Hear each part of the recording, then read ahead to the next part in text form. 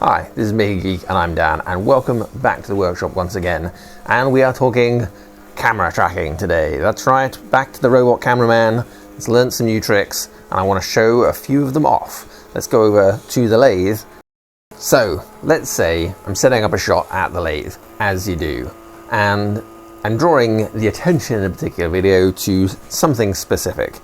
Maybe, in this case, one of my new ER32 collets. I want to put that in frame, make sure that everyone can see it, and I also want to set up a few different shots. So I set the robot cameraman in a few different places, set waypoints, and between camera moves, the important thing is I want this to stay centered. And you've seen me, if you've watched any of my other videos, you've seen shots like this before. I set up a few different places, drive around with my controller, hit some buttons to bring you to different locations, and I can set things up. So what is different about this time?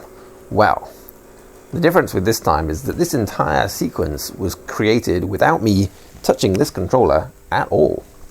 This was all driven through tracking markers, like this. So this tracking marker tells the camera to keep it right in the center. And this one says for lower third, once I tell the camera to start using it by showing it this marker to switch modes. And now it keeps it centered on me. That is the power of visual tracking markers processing in the computer just to keep the camera where I want it. That means that I could set this whole sequence up using these markers. I used this center marker in front of the thing I wanted to keep in track, move the camera around. So this does mean that I can use this controller to control the crane and have the computer keep track of the gimbal so that it keeps pointing where I want it. So if I move the crane to its right, so I'm telling the crane to rotate and the camera is just keeping you focusing on me because of this marker. That's pretty cool, and it means that I can set things up much quicker than controlling everything. It also means that I can literally decide to switch modes back to center tracker, and I can control you just by moving this wherever I want it.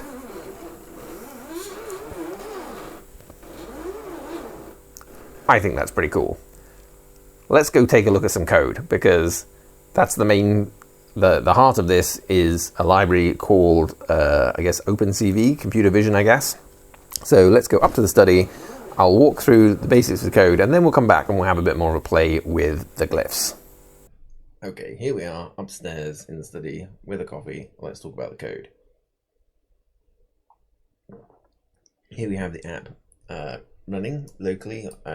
Obviously, it can't really do anything because it's not connected to the actual robot cameraman. This is all looking kind of a mess right now. Since the last time I did a video on this, I did completely rewrite the UI to use the tcing library instead of using Pygame. I still use Pygame for the joysticks, but I've just been adding buttons. I need to do a refit of all this, but broadly speaking, this is what it looks like right now. The major overhaul, other than the tracking since the last video, was that I used to have to run two different Arduinos to control the gimbal and the main crane. I then discovered that you can get an Arduino Mega, and there's a build of Gerbil, the CNC control software that will run on Arduino Mega that can handle 5 axes at once. So I got to simplify a lot of code, and everything now runs on that, which is pretty cool. But anyway, we were here to talk about tracking. So let's just close that app, and let's go look at what tracking looks like.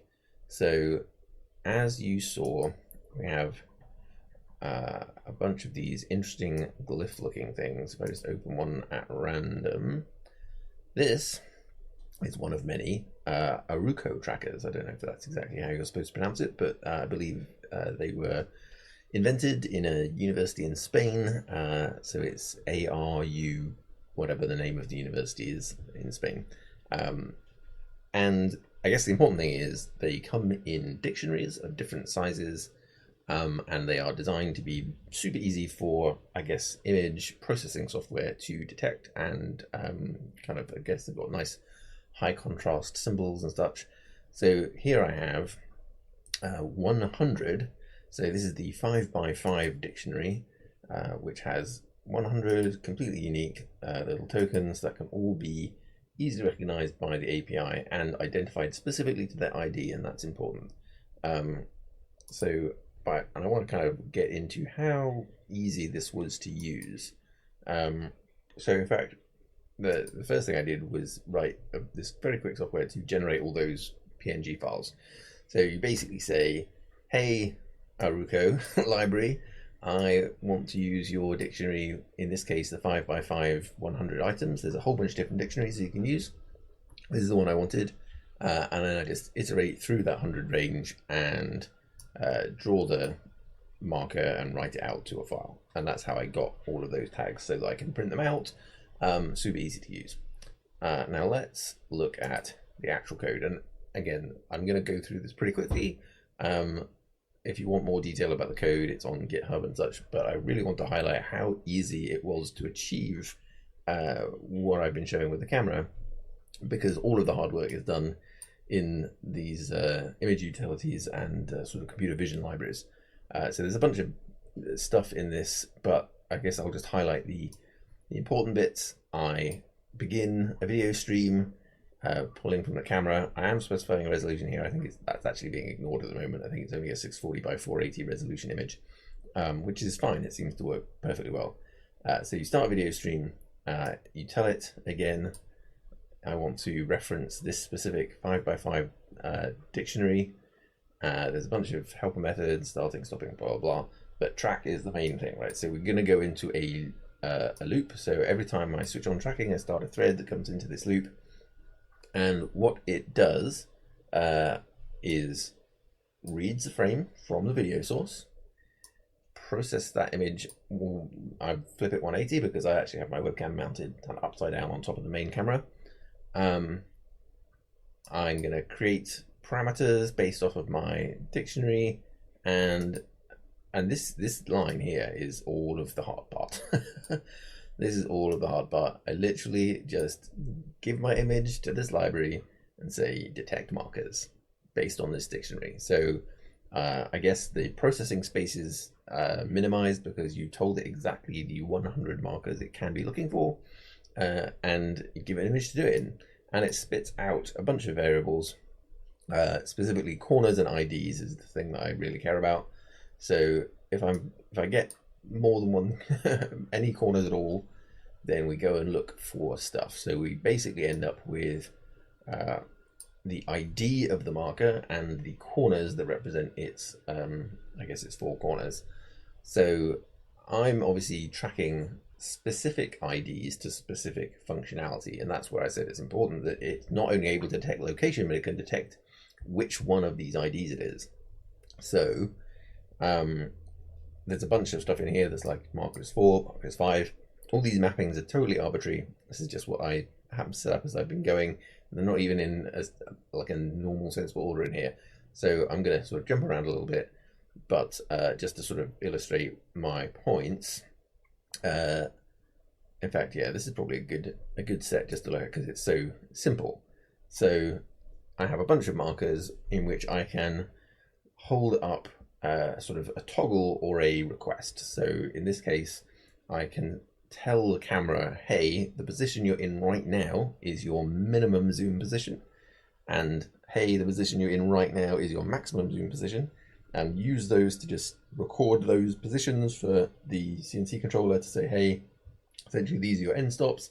And then I also can use a partner to those tokens to say, hey, move to your fully zoomed out position or your fully zoomed in position. And I also have the ability to set a medium position. And then when I'm setting up those camera shots, it's very easy for me to say, hey, like I want for this set, like the maximum zoom I really want to care about is this, and the minimum is that. And like when I want a medium shot, etc., I can kind of pre-can all those and then just flash the markers I want to move it to those positions. So let's look at some of the kind of tracking logic, because that's probably a little bit more exciting stuff in terms of what it does. So there's a couple of things I do if this is the first time through. I grab the position, and that's for specifically I have one marker that I intend to be used as when I tell you to track this marker, wherever you see it in the frame, that is where I want it relatively in the frame. So when you move around, your job is to try and keep it relatively in that position. And then I have others which are like keep this marker centered, keep this marker lower third, etc.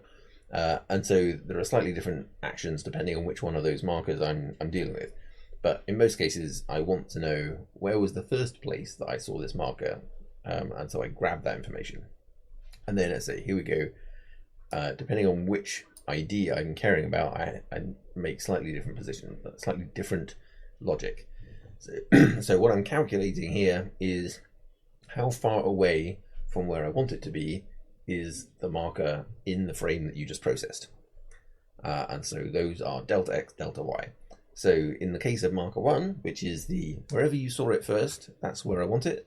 So I'm comparing its currently tracked position to its where we saw it originally and calculating the delta from that.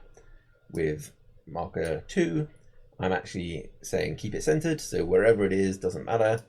Do it with relevant, calculate it relative to the half height, half width location of the frame, calculate the delta from that. And the third is very similar, it's just that I am doing basically a 2/3 because we're counting down from the top. So I want that to be lower third, and that's quite useful for framing me, so I can hold it to my chest and the camera is normally centered roughly on my face. And so once we have figured out what our delta X, delta Y are, do a little bit of math. This is kind of really just a case of figuring out, as a proportion of the total width of the image, how far away are you currently, and I use that to figure out how much to try to jog back. And so this is like one of these things where if you go too far in one step, you end up jiggling all over the place, and obviously if you don't go far enough, then the main camera can be moving away and it's just not able to keep up. So you want it to kind of accelerate harder the further away it is, and the closer it is, it needs to be kind of making smaller motions so that it kind of hones in. And this, like, greater than 20 on the absolute difference, that's, again, because if you try and get a precise position, again, you're never going to get there. You're just going to overshoot it all over the place. So there's kind of a little grey area that's like, once it's close enough, that's close enough. And so it will stop moving altogether once it's within that bound. And then we have this little bit of logic, which is where things get a little bit complicated, is that we check, are we static tracking? And what that means is that obviously I have the physical Xbox controller-y thing for controlling and moving stuff around. And when I'm driving it that way, I need the software to know, hey, I'm moving parts of the camera and I want you to move the rest of the camera to keep up. Versus I'm moving a marker in the real world and you have total control of the camera. And it's important to differentiate those two things. So in this case, I'm saying, hey, you are still, I'm not giving you any other inputs, you're in control. So if you're static tracking, you just take your jog values and you tell the controller, hey, I need you to move. And this is only at the moment controlling the gimbal. I may change things to try and make some decisions about moving the crane as well, but that gets kind of complicated in terms of figuring out when do you want to raise the crane versus like tweak the camera and such. For now, this is just a straight up, hey, I've figured out my delta, I figured out how big of a jog I need to make in each direction, and I know that I'm going to just issue that to you. Otherwise, we just save those jog values in parameters that can be referenced. And so if we jump across to the joystick logic, we can kind of see the other half of that, which is when so these are the various joystick axes that I'm moving, and again, at the moment, I'm assuming that in this mode, I would be moving the crane and leaving the gimbal under the control of the tracker.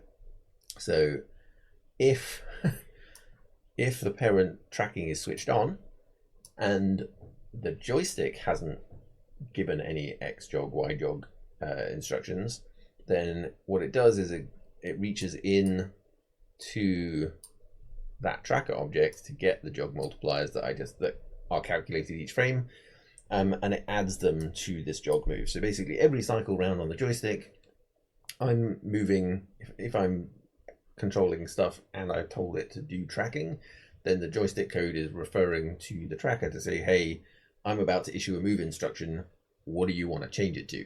Now there is obviously a little bit of a lag there, because fundamentally the camera is reacting to the last move that was made, and we're now kind of updating, but that's fine. So what we do then is, after a brief period, I've got this marked at half a second, after half a second of no more input from the joystick, we tell the tracker, hey, you're back to static tracking. We haven't had any joystick inputs for a bit.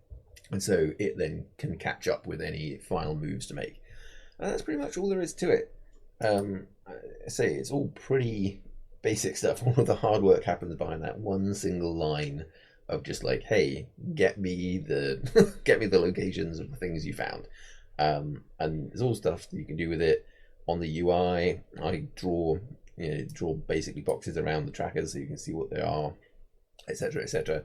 And then yeah, I can just be like, hey, if you see a marker of this number, if I come back up here, 4 and 5 I use to mark waypoints or trigger sequences, and I just have a little bit of logic there to say, hey, like once you've seen it, obviously this thing is running at like dozens of frames a second, so it's seeing it a ton. But so I want it to sort of see it and register, okay, I've seen it once, and until like I've had frames without seeing it, then I don't need to kind of react to it again. And that's it. So that being said, let's go back to the workshop and have a bit more of a play with the robot.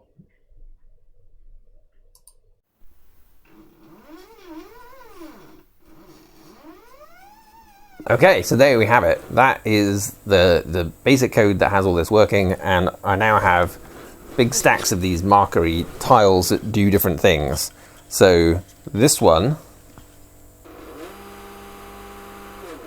is that minimum zoom that I mentioned earlier, and I currently have a medium zoom set to about there, and I can control that just by flashing things at it.